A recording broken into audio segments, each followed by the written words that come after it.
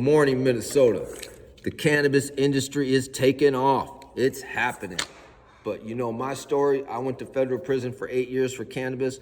So as I own and operate my legal dispensary, I can't help but think about the other people in federal prison. And today I'd like to take a moment and talk about the last big federal case out of Minnesota for cannabis.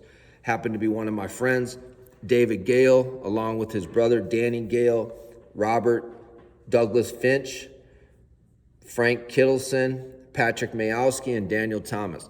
These guys were a group of friends from St. Paul. They rented a warehouse over in St. Paul, and the warehouse was receiving loads, according to the government, from Northern California, loads of cannabis, and they got caught. The warehouse got raided, and they found 259 pounds of 1,300 pounds of marijuana and 259 pounds of hash and wax.